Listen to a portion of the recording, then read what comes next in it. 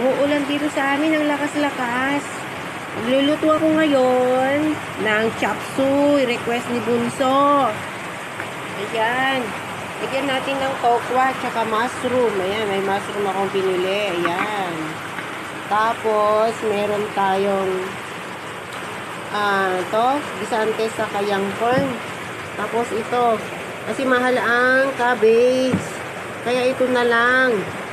Ayan, may mas mura ng konti. Binababad lang natin para mawala yung kung ano man meron dyan. Ayan.